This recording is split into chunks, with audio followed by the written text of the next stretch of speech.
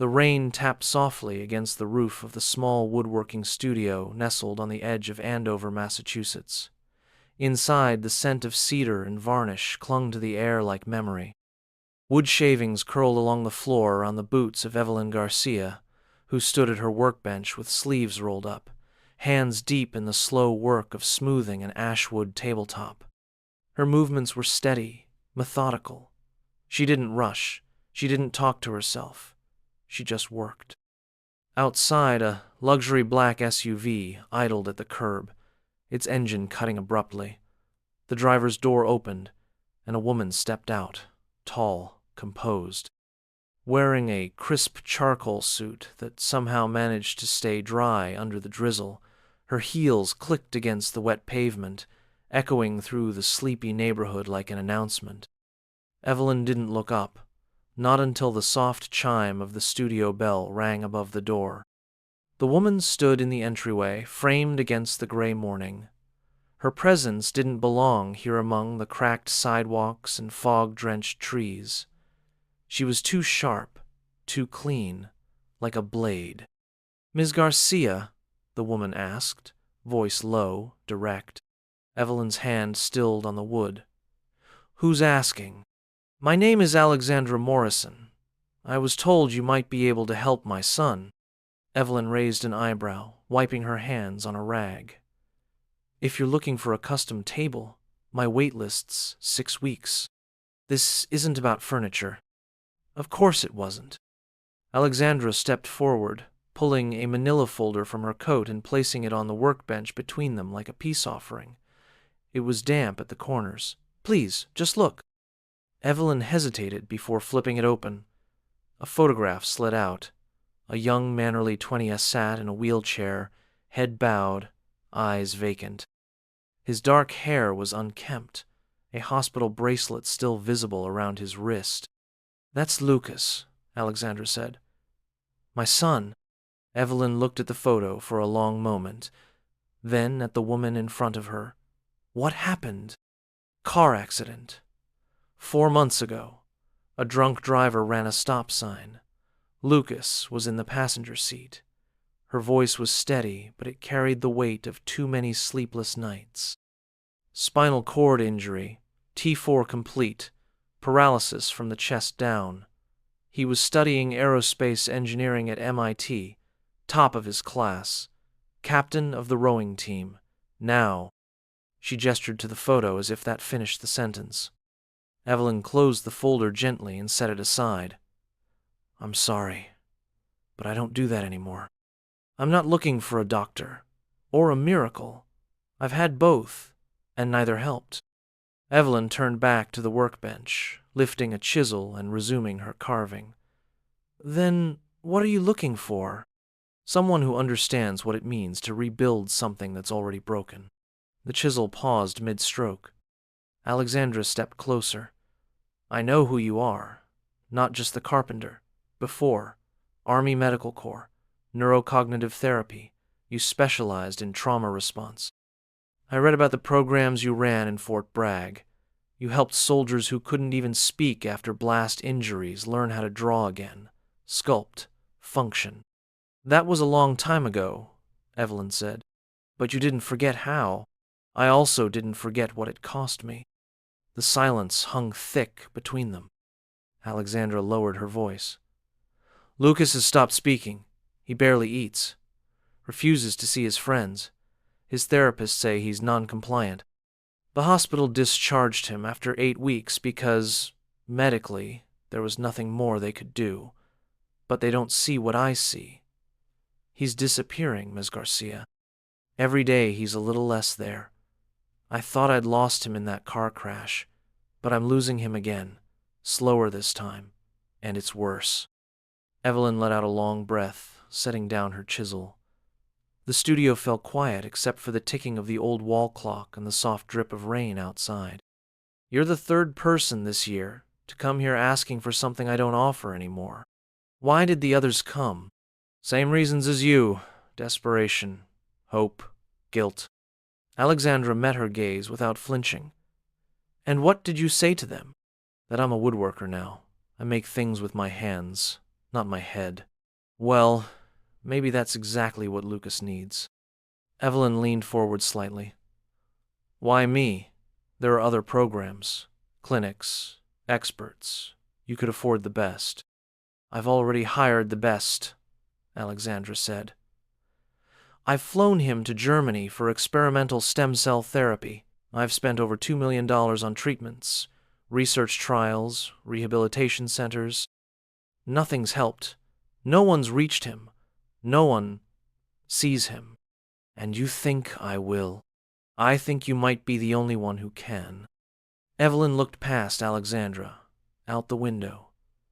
Across the street, her daughter Ruby was crouched in the front yard, building a castle out of fallen leaves.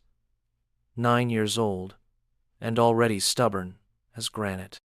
She was the only reason Evelyn got out of bed some mornings. The only reason she kept carving, kept breathing.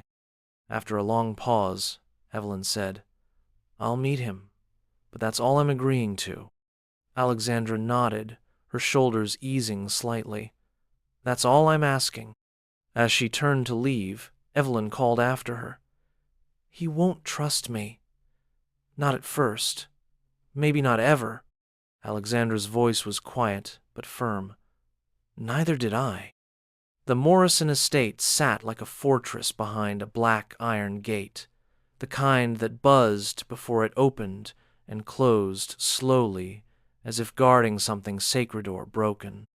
The long driveway curved past a manicured lawn and a marble fountain that no longer flowed. A silver sculpture of a bird perched at the center, wings stretched wide, but its beak was chipped. Evelyn's truck, a weathered, practical thing with scratched paint and a bed full of wood, scraps looked as out of place as a matchstick on a grand piano. She parked without hesitation. The front door opened before she knocked. Alexandra stood in the doorway, dressed in casual cashmere and discomfort. Thank you for coming, she said, stepping aside. Inside, the house was beautiful, cold, perfect. Vaulted ceilings, modern art, quiet that pressed against the skin. Evelyn followed Alexandra through wide hallways lined with photos, family portraits, vacation snapshots, Lucas in a rowing shell, smiling with teammates. Then Lucas in a hospital bed, the same photo from the folder, only here it lived in a silver frame on a hallway shelf like a memorial. They stopped at a closed door on the second floor. He's expecting me? Evelyn asked. Alexandra hesitated. He knows someone's coming. Not the same thing. No, Alexandra admitted, voice low. It's not. She knocked gently, then pushed the door open. Lucas? She said carefully. This is Miss Garcia. She's... I didn't ask for another specialist, came the flat reply from within. Male, clipped, too calm. You can close the door on your way out. The voice wasn't angry. That would have been easier. It was worse it was hollow. Alexandra looked to Evelyn. He might not talk, but he listens. Evelyn gave a small nod and stepped inside. The door clicked shut behind her. The room was dim, curtains half drawn. Soft light filtered in, catching on dust motes suspended in silence. It smelled faintly of antiseptic and leather. Against the far wall, in front of a wide window, sat a young man in a sleek carbon fiber wheelchair, back straight, arms folded in his lap. Lucas Morrison. He didn't look up. Evelyn didn't speak right away. She walked slowly, hands in her jacket pockets, scanning the room. It was sterile and neat-like, a hotel room someone had never unpacked in. A desk held unopened notebooks. A shelf of textbooks collected dust. On the floor near the window was a pair of perfectly clean running shoes, untouched, ghosts of a life. She stopped a few feet from him and sat in the armchair across the room. She didn't say her name. Didn't ask him how he was. Didn't ask if he wanted to talk. Instead, she leaned back, crossed one leg over the other, and said, You ever work with your hands, Lucas? His eyes flicked toward her for the first time. Then back to the window. I don't mean typing, she continued. I mean something real. Wood, clay, wire, dirt. Silence. I build furniture. Cabinets, rocking horses, spoons. One time I carved a raven from a cedar block so detailed you'd swear it was watching you. Still nothing. I used to be a neuropsychologist. Military. Then I stopped. Now I just make things, sometimes badly. Lucas turned his head slightly. His jaw tightened. That's supposed to impress me? He asked. No, Evelyn said simply.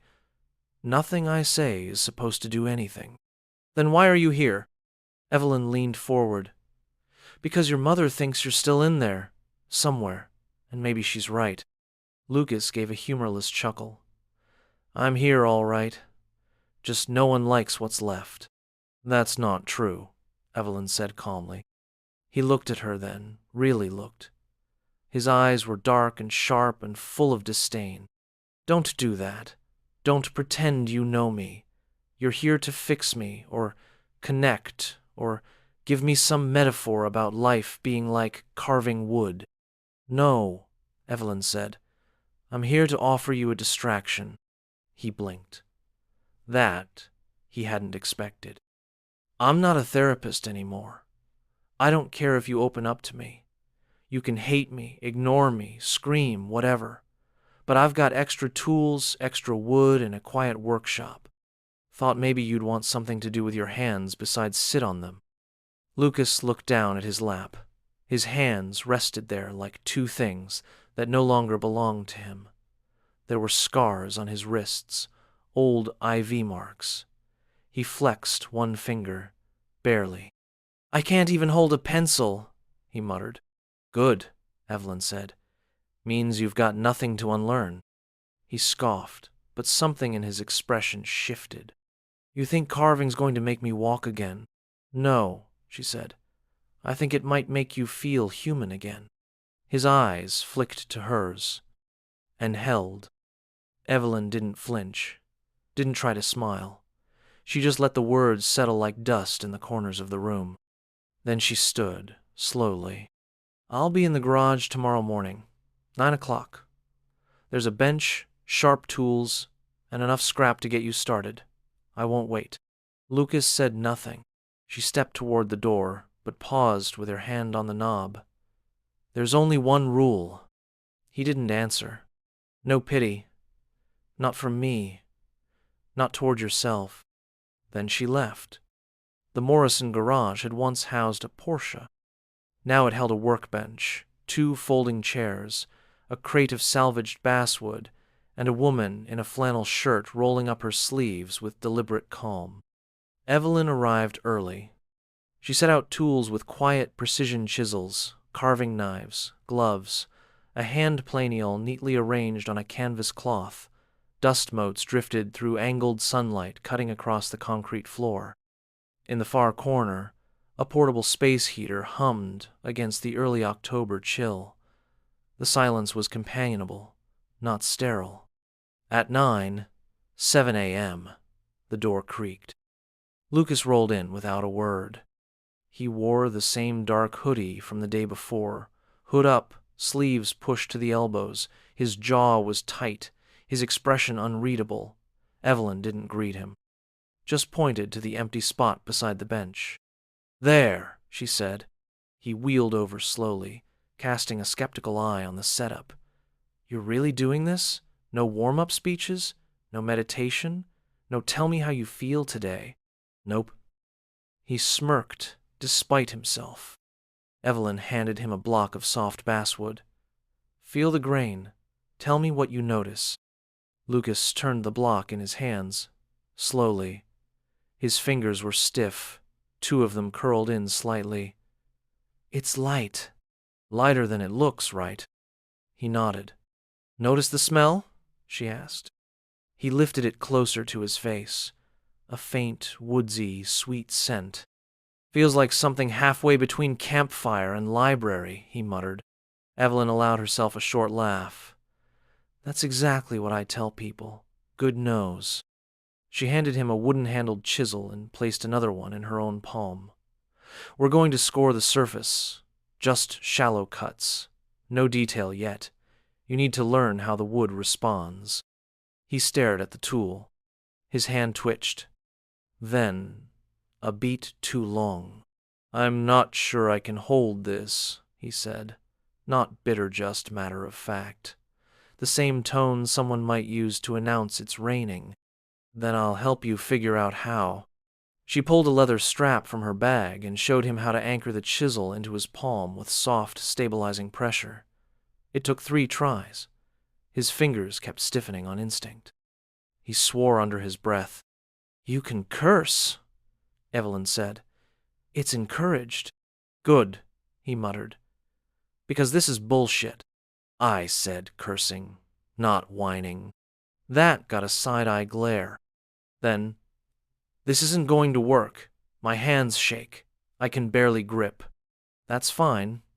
Your hands don't need to be perfect. They just need to be honest. He scoffed. You sound like a yoga teacher. I'm not flexible enough for that. Now score along the grain. Diagonal. No pressure. Let the blade do the work. Lucas pressed the chisel down. Too hard. The blade dug in and split the edge. He flinched. Great. Not great, Evelyn agreed, but expected. She showed him how to angle the tool, how to breathe with the movement, how to read the surface for signs of resistance or change. He didn't talk much, neither did she. But they worked. 40 minutes in, Lucas had a piece of wood with 7 uneven lines and 1 accidental gouge. He set the chisel down. His arms trembled. Is this supposed to feel like surgery? Evelyn looked up. Why do you ask? Because I'm pretty sure I just killed a tree twice. She smiled. That's the nice thing about carving. You can't ruin it, you just change what it becomes. Lucas stared at the gouge. Okay, he said finally. So what does this mess become? A river, she said without hesitation. He raised an eyebrow. That split down the middle, she gestured. It looks like erosion, like something slowly cutting its way through over time. You could carve the edges, make a valley around it, add texture to imply movement.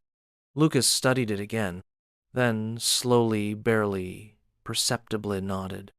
I guess I could. That's the point. They broke for water, and Evelyn handed him a bottle already uncapped.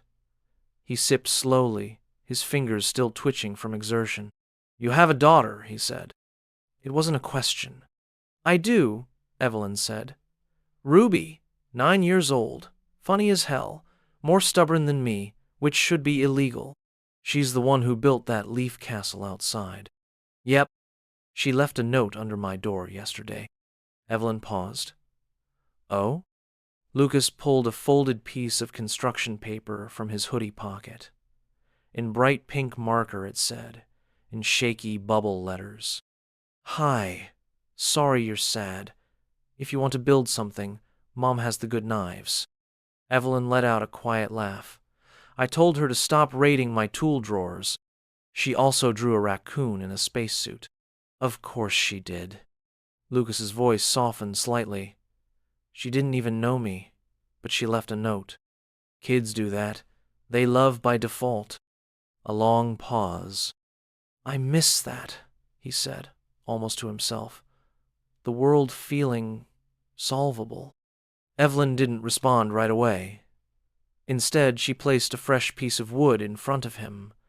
Not basswood this time. Something firmer, maple. Try this one. He looked at it, then back at her. That one's less forgiving, she said, but it holds shape better, like people who've been through hell. He took it. Slowly, his fingers adjusted, and for the first time that day, the chisel moved in a clean, intentional line. The dining room hadn't been used for dining in months.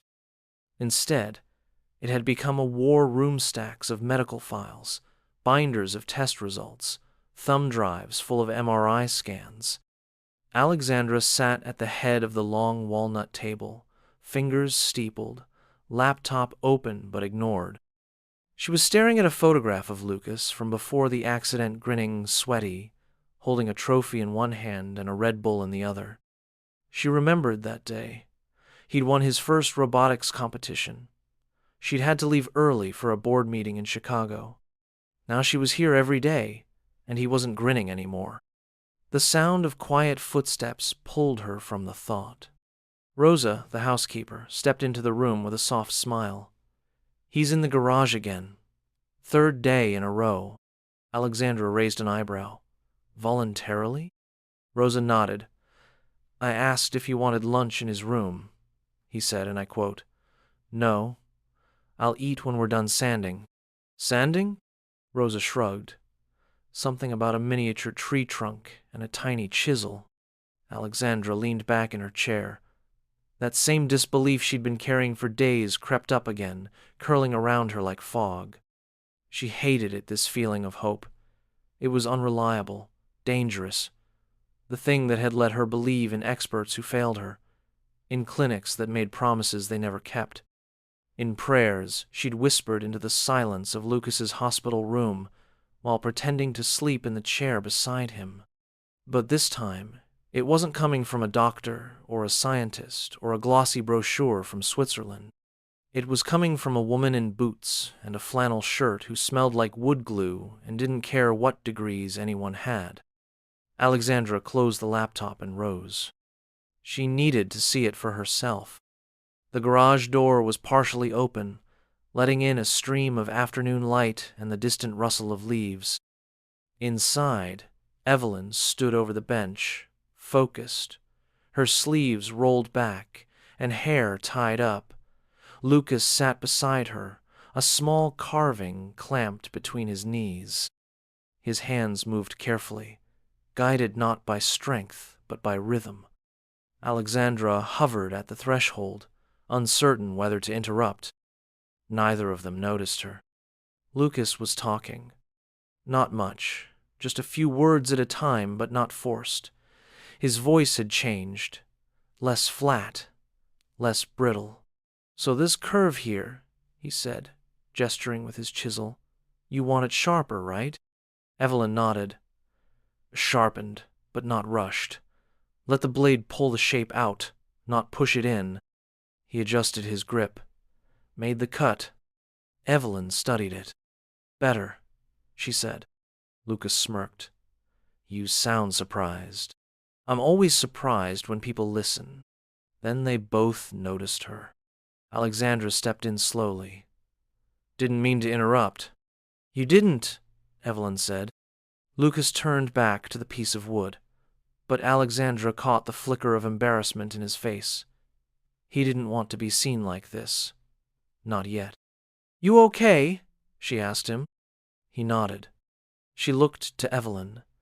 "May I speak with you for a moment?"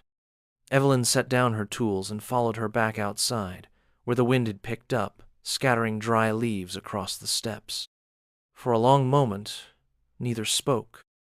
Then Alexandra said, "I haven't seen him hold anything that long without pain in months. He didn't complain, didn't ask for his meds, didn't mention his hands." "Because he wasn't thinking about them," Evelyn said. "He was thinking about what he was making." "I don't know what to make of this." Evelyn glanced at her. "Because it doesn't come with a medical report? Because it doesn't fit into a treatment plan. There are no metrics, no baseline to track, and yeth's changing." Evelyn gave a faint smile. "Healing doesn't always care about charts." Alexandra looked out at the trees. "You're not what I expected. I get that a lot. You said you used to work in the military. Neuropsychology, trauma response. That doesn't just disappear." "No," Evelyn said. "But sometimes you wish it would." Her voice wasn't bitter, just old, worn. Alexandra turned to face her. "What happened?" Evelyn's jaw tensed. "I was treating a young soldier, 23, severe PTSD. We'd made progress. I thought he was stabilizing. One night, I got a call he'd taken his own life. Alexandra said nothing. I wrote the report, followed procedure. They said I did everything right. But the thing about trauma is, when it walks into your office, it doesn't wear a name tag. It just sits there, quiet, until it decides to kill someone. Alexandra spoke softly. And you left. I left because I realized I wasn't helping anyone anymore. Not even myself. They stood there in silence, the weight of their respective failures between them. Then Evelyn added, "But your son isn't like that soldier." "How do you know?" "Because he came back the second day." Later that evening, Alexandra knocked gently on Lucas's door. He looked up from his Bedan open sketchbook in his lap. She hadn't seen him sketch in over a year. "Hey," she said. "Hey." She hesitated. "I talked to Evelyn today." He nodded. "She told me you've been working with harder wood now." Lucas half smiled. "She said I was ready for maple." "That's impressive." He shrugged. "It splinters like hell." "She also said you haven't asked for your pain meds in 3 days." Lucas looked down. "Yeah. You feeling better?" "I'm not sure." He paused. "But I don't think about the pain when I'm working. I just think about getting the shape right." Alexandra stepped further into the room, her voice gentler now. "You look different." "I feel different." Another pause. "You still think I'm wasting my time?" he asked, not accusing, just curious. She shook her head. "I think maybe. I was the one who forgot what time is for." He looked down at the carving knife Evelyn had lent him. His fingers brushed the worn wooden handle. "I think I want to finish the piece before next week," he said. "She said we might start working on functional objects." Alexandra raised an eyebrow. "Functional?" "Like a drawer handle, or a cup, or a spoon." "That sounds very practical." Lucas smirked. "Guess I'm turning into a craftsman." She smiled genuinely, for the first time in what felt like months. "Good," she said. "It suits you." The rain returned on a Thursday. It came softly at first, whispering against the windows of the Morrison home like a story trying to be told. Evelyn was already in the garage, warming her hands by the space heater, organizing tools. Lucas hadn't arrived yet. Not unusual some days he came early, some days late. But he always came. She had just started sharpening a chisel when she heard the unfamiliar engine. A silver Audi pulled into the driveway. The driver's door opened, and a young man stepped out tall, athletic, familiar in a way Evelyn couldn't immediately place. He moved with the easy gait of someone who had never questioned the use of his own legs. Moments later, a voice echoed from inside the house. "Lucas? Man? You home?" Lucas's voice, muffled and unsure, responded. "Ethan?" Evelyn didn't move, just listened. Footsteps, greetings. A brief laugh strained. She heard Alexandra offer tea, heard Ethan decline. Then, the quiet shift in air that happens when someone realizes they've walked into a version of the world they weren't prepared for. 15 minutes later, Evelyn saw them through the garage door window. Lucas rolled in, his face pale, jaw tight. Ethan followed close behind, carrying the carving project in his hand, the river-shaped piece they'd been working on for days. "Wow," Ethan said, holding it up. "This is yours?" Lucas didn't answer. "Man, I don't even know what to say. I didn't think you were still doing anything." Still doing anything. 3 words that made Evelyn's shoulders tense. Lucas took the carving from him gently. "I never stopped existing." Ethan held up his hands. "No, I didn't mean it like that. It's just, after everything, we didn't hear from you. Everyone thought you well. I don't know. You just disappeared." "Yeah," Lucas said quietly. "That's what it felt like on my end, too." The tension hovered, heavy and uncomfortable. Evelyn stepped in before the silence could drown them all. "You must be Ethan," she said, walking up and offering her hand. He took it cautiously. "Yeah, Lucas and I went to MIT together, roommates for a while." Evelyn nodded. "I'm Evelyn, the angry woman with sharp objects." Lucas smirked, just a little. Ethan looked around the garage. "So, this is like therapy?" Lucas shook his head. "No, it's something better. It's craft." Ethan's eyes darted to Evelyn, as if for clarification. "Right." Lucas didn't seem to notice. He was already settling into his spot by the bench, his fingers brushing along the lines of the carving with care. But something about his posture had changed. He was tighter now, guarded. He hadn't expected the world to come walking in like this. Evelyn handed him a new blade.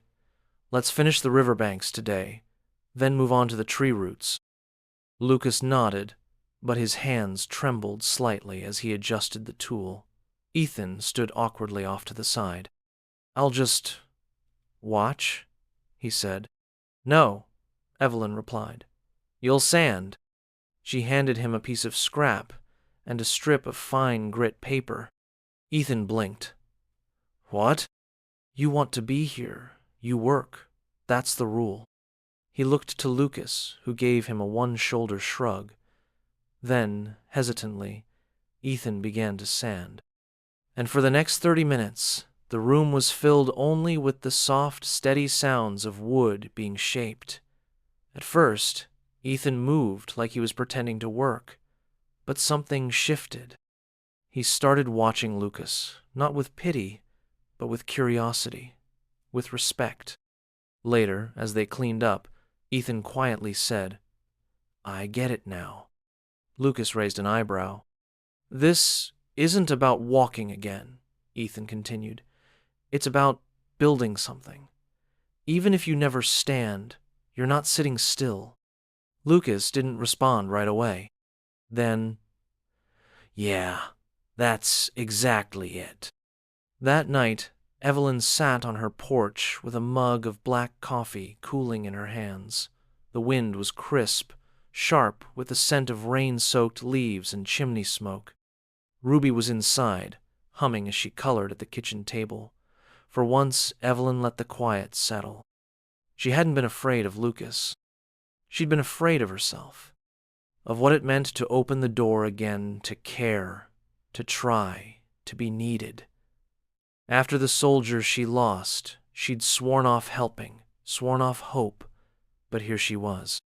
And somehow, it didn't feel like breaking a promise. It felt like keeping a new one. The garage door creaked. Lucas wheeled out slowly, wrapped in a sweatshirt and holding a bundle in his lap. "I thought you'd be gone by now," Evelyn said. "I wanted to give you something." He handed her the carving, their river piece, finished. She studied it under the porch light. The split down the center now had defined banks, little stones carved along the edges, and tiny roots from a tree at one end that curled just enough to imply life taking hold. "You finished it," she whispered. "You helped," he said. She looked up. His eyes were calm, focused. "I'm thinking of applying to a design program," he added. "Something industrial, maybe prosthetics, something that requires hands and eyes and thought." Evelyn blinked. "That's a shift from aerospace. I don't want to leave engineering. I just want to build things for people like me, things that make them feel possible again." For a moment, Evelyn couldn't speak. Then she set the carving beside her and said, "That's the most hopeful sentence I've heard in 5 years." Lucas smiled, slow and certain. "Thank you," he said. And it wasn't for the carving, or the tools, or even the hours spent in silence. It was for the chance to feel unfinished again, rather than ruined. The next morning, Evelyn found a note in the garage. It was written in Lucas's sharp, neat handwriting. "I may never walk again, but I'm no longer stuck. Taped to it was the first carving they'd ever made together. The one with the accidental gougeth mistake they turned into a river.